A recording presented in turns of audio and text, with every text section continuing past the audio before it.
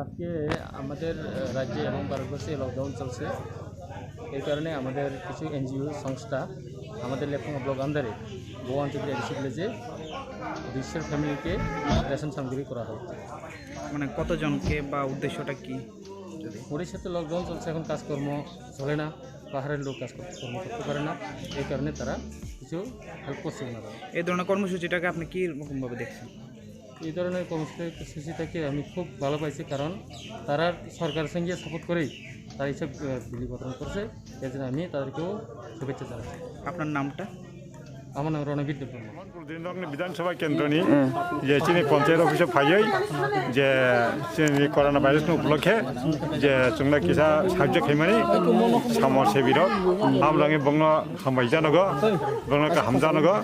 जों आरो प्राय 800 जन मत जों आरो लैखा रुम्बा गम्ब्र लैखा गाय आरो जों कयेकजन बरा आसुकबायै ताय मन बरकनि जुब संस्थानि सेक्रेटारि তাই অন্যান্য বড় ভাইয়া চোর মাজা গই পঞ্চায়েত অফিসে বসাঙ্গ আপনি जों केन्द्र लैखा আমার বাঙাই আপনি অবস্থা ব্যবস্থা খাইমা খাগাই जों তেব চিনি জনসাধারণ जों একটা সেবা খাইমানাই বা जों গাহাম খাইমানাই হাই হनै जेকক सामुं आरो पाइ जाखा आनि सिनमुंगा तम आनि फंत शिबचरण मंगल ताइ मन्टु ताइ अनन्न बरक दङ गाय আমার বাঙাই जों आरो किसा हाबा একটা জমায়ে দঙ্গাই আলোচনা খাইयै जों आरो पाइजाखा কয়জন ফ্যামিলি না বাগ জাখা মাইরম जों आरो টোটালি চিনি গাঁও সভা 800 জন না 800 জন মধ্যে 4 নম্বর তাই 3 নম্বর তাই 2 নম্বর 1 নম্বর আর নম্বর গরিনাই जों आरो আপাতত जों আসে খালিকা